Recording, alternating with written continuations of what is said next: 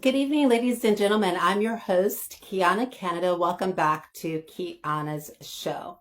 Ladies and gentlemen, I am recording on my phone again today because, again, I don't have enough space on my SD card. So if the volume sounds a bit strange, it's because I don't have a microphone that is an external microphone that's connected to this phone. And so the volume might sound a little bit different from my original videos.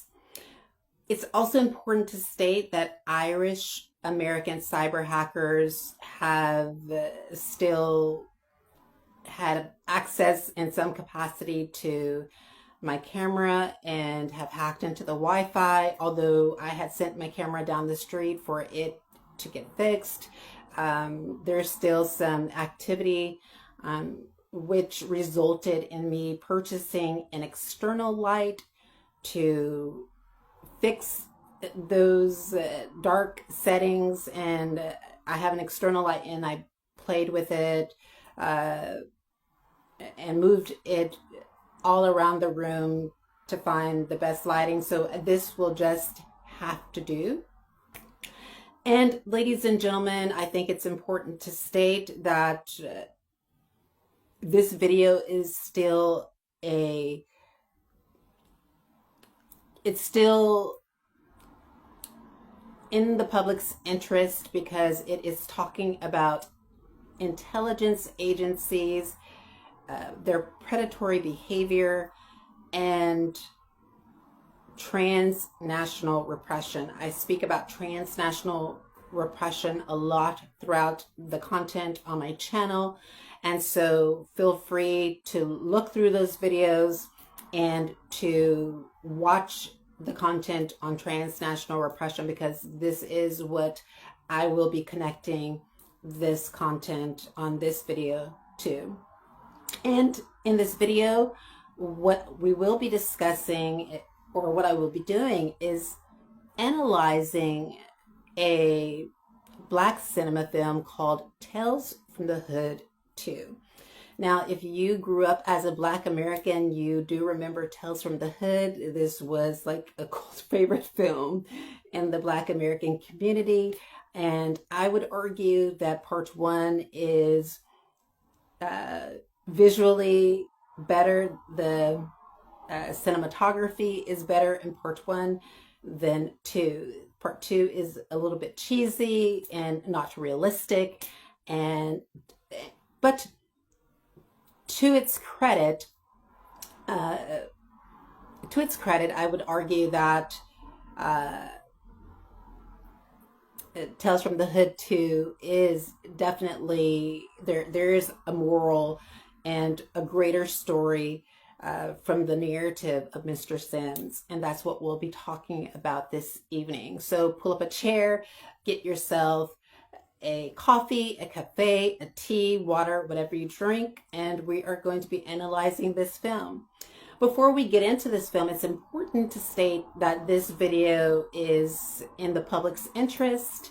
It is from the perspective of information and educational experience. So it's for educational and informational purposes only. Nothing in this content shall be used as a ground to hate white people or to hate Black people. Nothing in this film should be used nothing in this video should be used to hate any group, no matter where they come from. We are going to be talking about white supremacy in this video. So if white supremacy or critical race theory, if these topics makes you feel uncomfortable, then I would urge you not to watch this film. I keep calling this a film. Watch this live. I would urge you to back away from this, and to reiterate, nothing within this live shall be used as a ruse to issue hate on any group, whether they're white, Black, any group. This is going to be a difficult subject to talk about because it does deal with colonization, post-colonial studies, and racism. And so let's go ahead and get into the discussion. In Tales from the Hood 2, there is a prison operator who has racialized tendencies and proclivities. And his name is Dumb Ass Beach. So that's spelled Dumassbeach.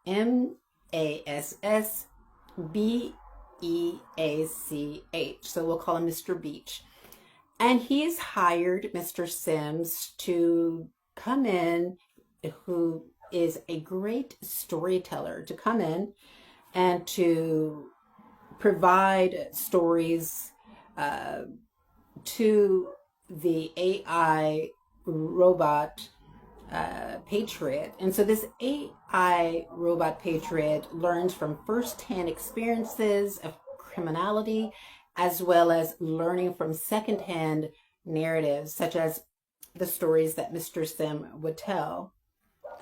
And the AI robot patriot is present to determine whether persons within the community would engage in criminality.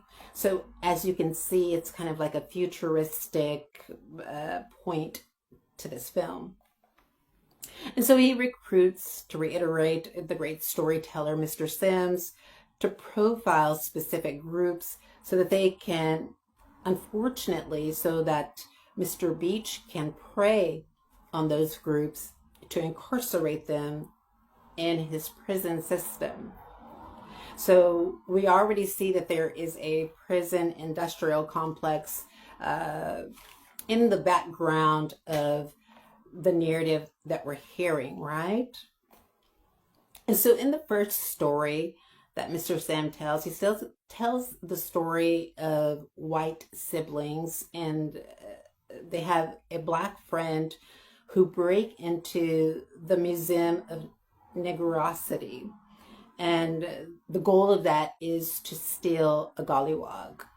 Now, the gollywog is a racist caricature of black people because of its jet black skin, because of the eyes that are rimmed in white, the exaggerated pink and sometimes red lips, and the frizzy hair. Now, some would argue that these are characteristics that we have as black people, but what's different about the gollywog is that these are exaggerated features on a doll, and it's used to denigrate black people. And it was also used in minstrel traditions.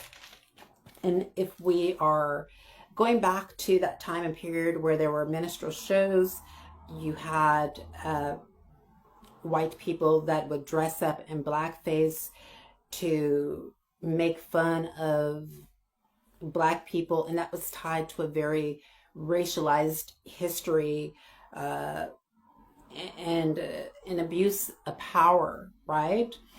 And this was used, of course, during the Jim Crow period for entertainment. And during these minstrel shows, it wasn't as if they were laughing at the comedy.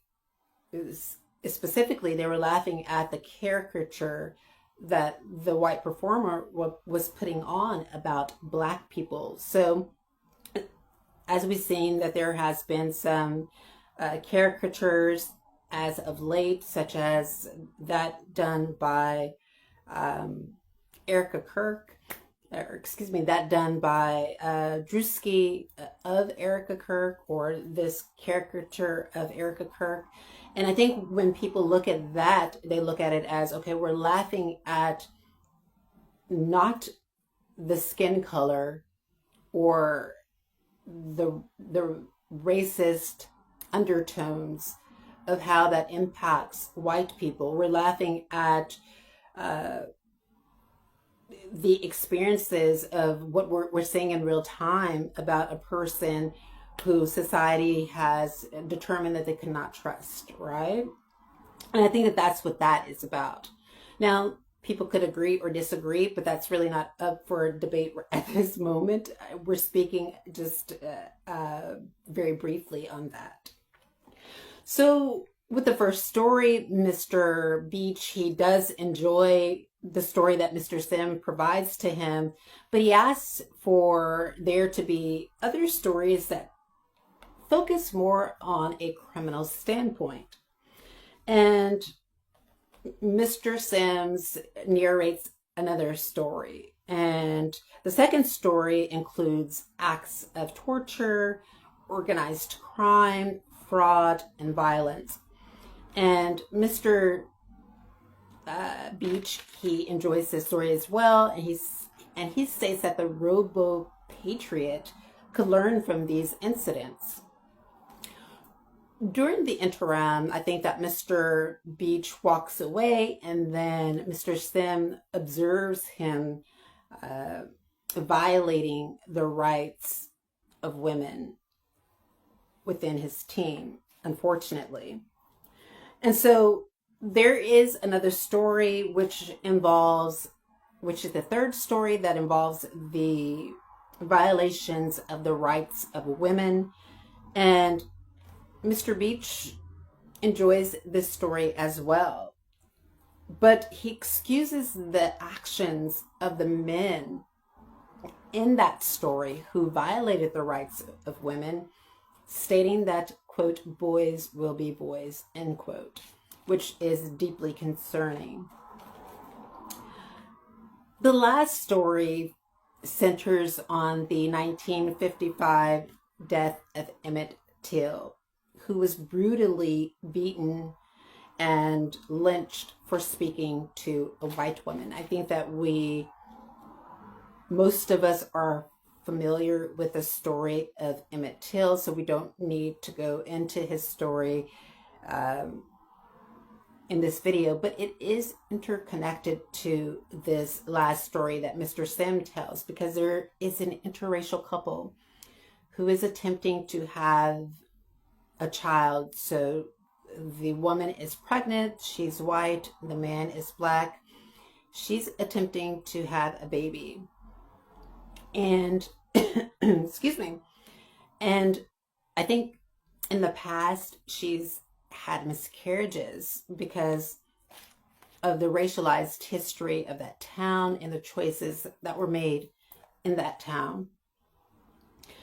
And she reveals to her husband, who's a black man named Henry Bradley, excuse me, that she continues to have dreams of Emmett Till, stating that he is unsure, excuse me, that Emmett Till is unsure if they should be able to have a child.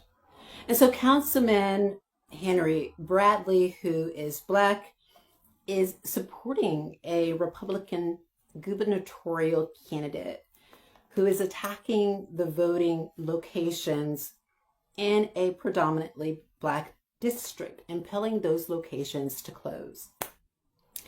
This appears to be a foreshadowing of what we are seeing happening in the United States today, where there is gerrymandering happening in the South, and districts that are being rewritten and redrawn, and then the Supreme Court gutting a piece of the gutting a piece of the Voting Rights Act, which was very important to civil rights in the United States of America. And so, ladies and gentlemen, the gubernatorial candidate promised to make Henry mayor if he is governor. So as we can see, Henry Bradley is on this journey of aligning himself with a person who does have a racialized, racist past, and hoping to benefit from that in some capacity with a mayoral seat, right? And I think what's deeply concerning is that Henry doesn't understand or is failing to acknowledge the implications of his actions. And so during this period of time, his wife continues to have these visions of watching Emmett Till, right? Which is regrettable in the context of this film. And while we're talking about this film, what's deeply concerning is that Henry, in this film, what he does is he sees Emmett, who tells him that he is voting against the interest of his people. So what does he mean by that? So essentially what he means is that Black Americans have fought in the civil rights movement to erect all these protections, and what Emmett appears to be doing, or not Emmett, but what Henry appears to be doing is rolling back those protections, which appears to be deeply concerning to Emmett in this film. So what's very interesting, and I think that if this movie was not science fiction or horror, that it could have been done better, especially the part where Henry is visited by Carol Denise McNair and her friends who were from the Sunday school and were unalived in a war crime in their church. And then he was visited by James Chaney, Andrew Goodman, and Michael Schwerner, including Medgar Evers and Martin Luther King. So Henry was visited by all of these historical figures that made sacrifices for Black America. And I think it says a lot about the direction that this film or this story was trying to go with that, right? But still, Henry, what he does is he refuses to change his vote, refusing to respect the sacrifices of those who came before him. To reiterate, Carol Denise McNair and her friends from the Sunday school, James Chaney, Andrew Goodman, especially James Chaney, Andrew Goodman, and Michael Schwerner. All of those people, their goal was to protect the rights of Black Americans, especially the voting rights of Black Americans. Medgar Evers, Martin Luther King, we know that they played a significant role in human rights, civil rights. Martin Luther King, his famous "I Had a Dream" speech, and his article on the right to education. These are important aspects of, I think, the civil rights movement. If Emmett went back in time, and this is what we learn in the story, that if he went back in time and apologized for speaking to the woman, which he never did anything to the woman to violate her rights. I think he only said hello. If he went back in time, right, and apologized for speaking to the woman, living instead of dying, his sacrifice would never occur, resulting in the civil rights movement grinding to a halt.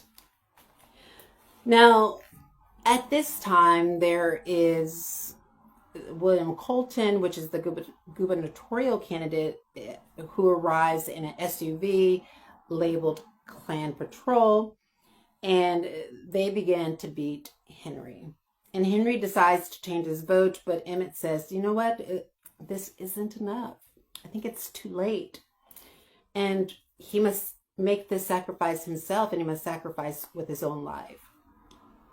And he does, and his child lives. And after that, history returns to normal. And what's very interesting, ladies and gentlemen, about this story is that Mr. Beach dislikes the sacrifice story. And I think he dislikes the sacrifice story because of the fact that there was an interracial couple within the story. That's one. There was a white woman who became with child, or who was with child, and was impregnated by a black man and gave birth to an interracial child, right? A biracial child.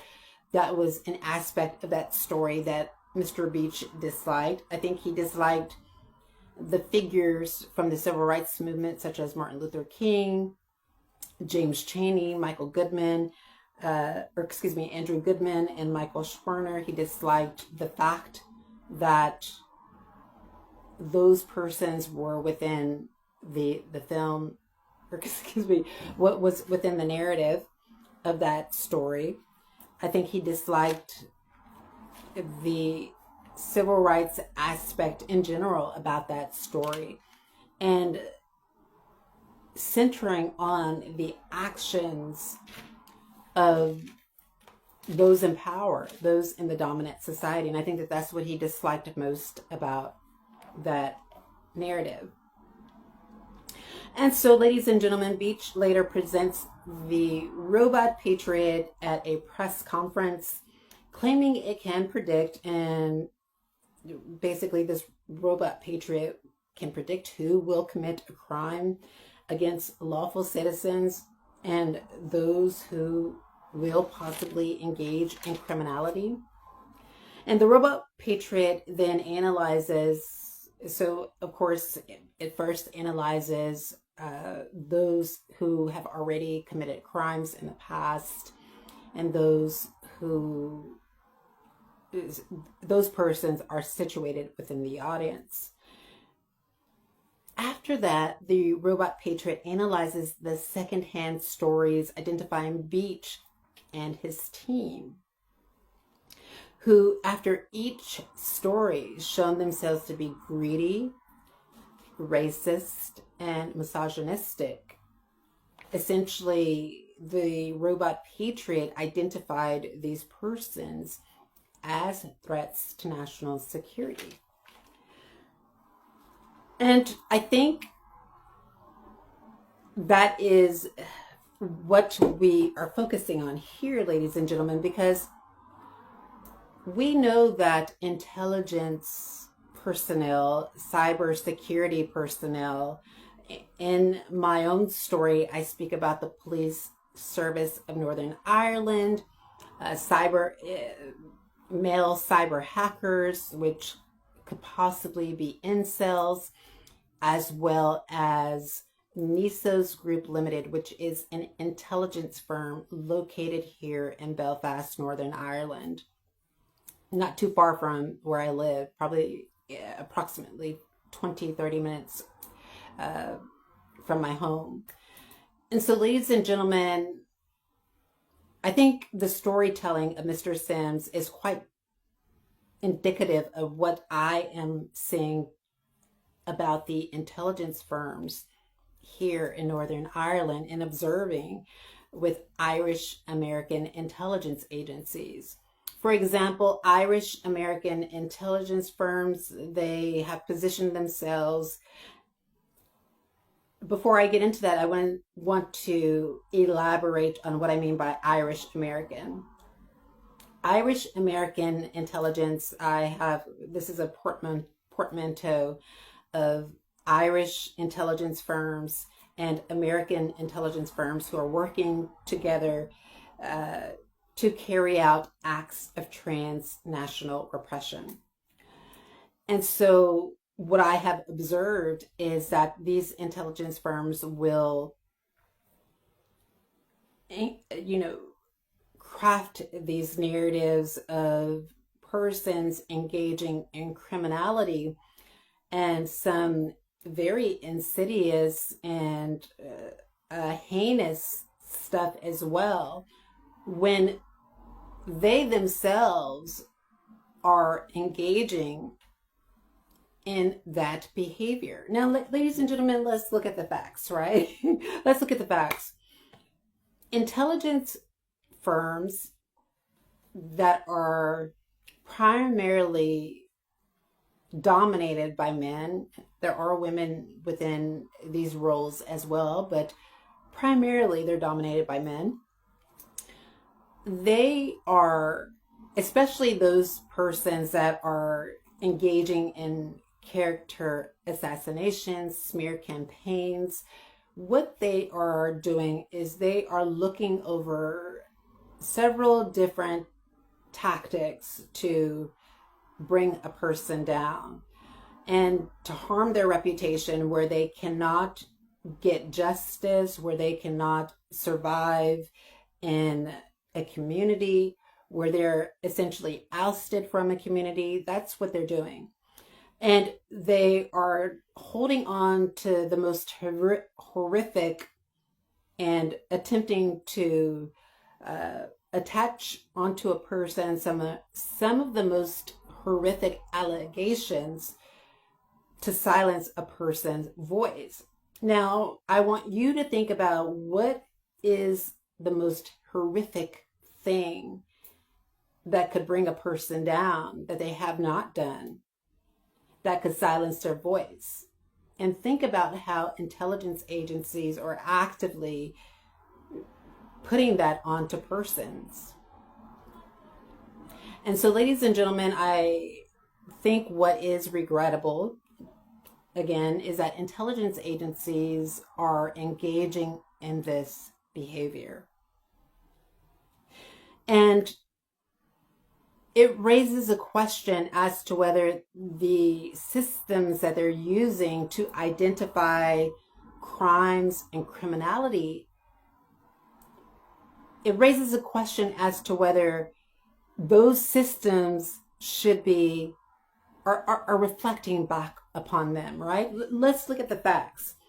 We had men working in intelligence or cyber hackers that colluded with Takura Makoni to alter a food document, a food voucher document, to bring me under the mental health order of 1986, so that would diminish my credibility as an academic, that would stop me from writing my dissertation on transnational repression. So that's one, right? So what crime is that? That crime is fraud.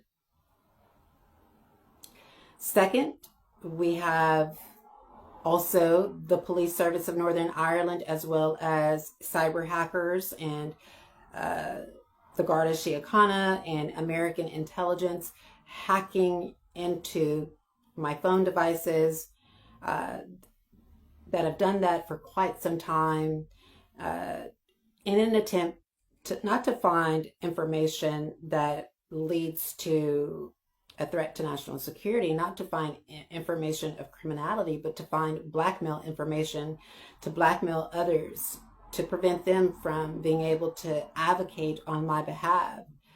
This is a state-created crime, corruption and blackmail.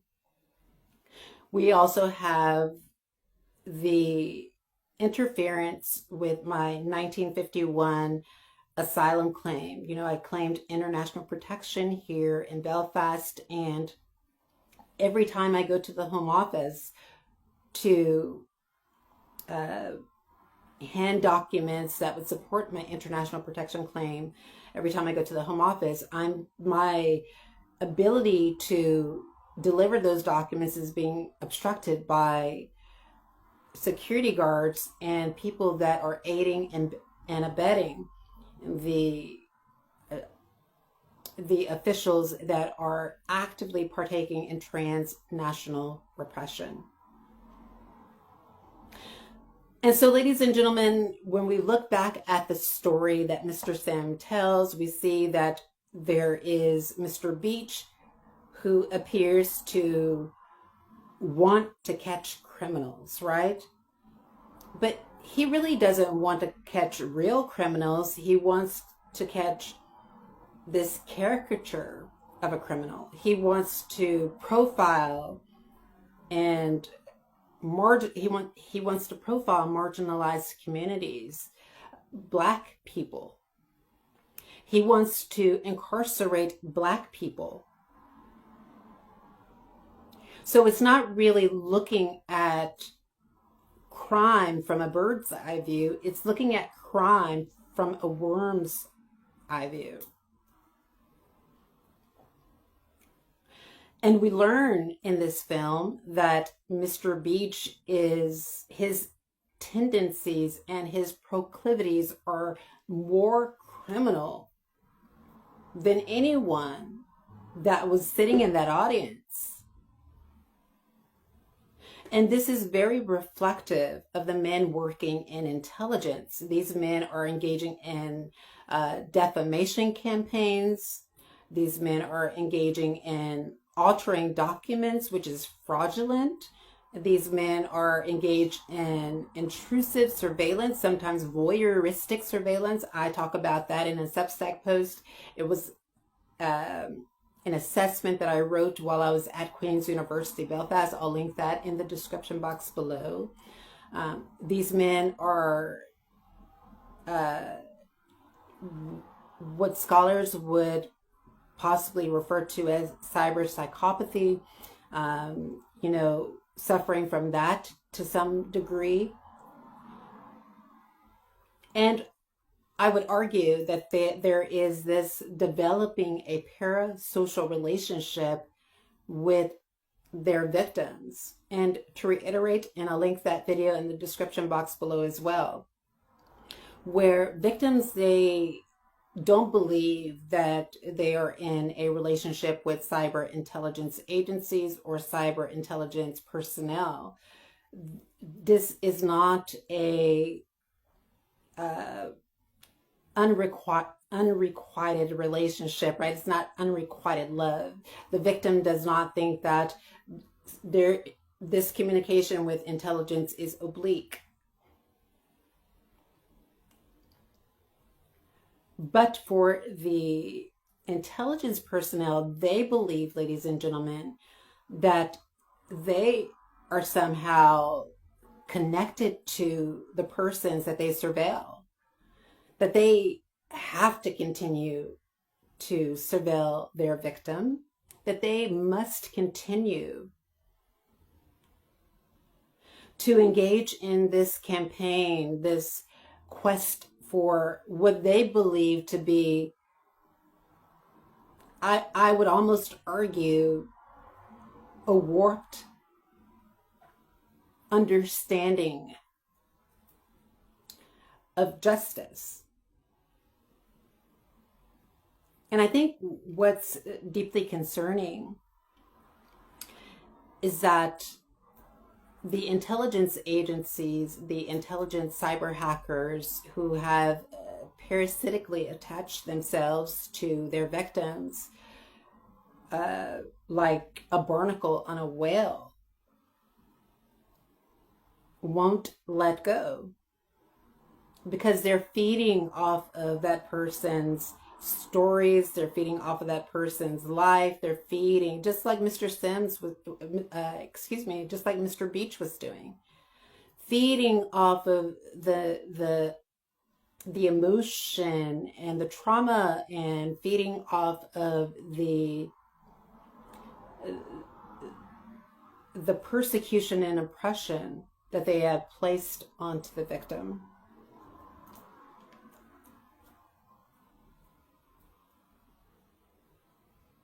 And so, ladies and gentlemen, I think it's important for you to, if you decide to watch Tales from the Hood 2, I think it's important for you to watch it from that lens, where there is such a historical lens of colonization, post-colonial studies, the subaltern, which of course Derek, or so the subaltern explores people's experience who were subjected to Western colonization. And the subaltern experience is the experience from the below, right? Stories from the below instead of from a Western narrative, right? And on this point, Derek Gregory argues when we're thinking about post-colonial studies, argues that an understanding of colonization or colonialism and its successor projects has to grasp the complicated and fractured histories through which colonialism passes from past into the present. And I think that the last story attempted to do that, although it attempted to do that from a horror standpoint or a fictional standpoint, it touched upon that a bit, right? And I think that if we take away some of the fictional aspects of that story, I really do think that we could see the post-colonial aspect shining through that last story, right? And so, ladies and gentlemen, tell me what you think about this. I am so interested in cinema studies as well as academia, and analyzing things is something that I have attempted to do in university when I was a student at Queen's University. We all know my story and how authority figures had me ousted because I sought to write my dissertation on transnational repression. But I hope that you learned something from this story and this movie. And I know that it felt choppy in some places. It was extemporaneous in some respects. I didn't do a lot of preparation for it. I just remembered the movie from the past and watched just a little bit of the film because I couldn't watch the entire thing. It was so cheesy. But again, the historical aspects are what is important in the story, connecting that to transnational repression and how intelligence agencies prey on people that are vulnerable and victims is very important in the context, I guess, of transnationalism and in the context of the subaltern voice. And there you have it, ladies and gentlemen. Don't forget to like, share, and subscribe to my YouTube channel, and like and share this live stream. And we will talk to you next time. Bye-bye.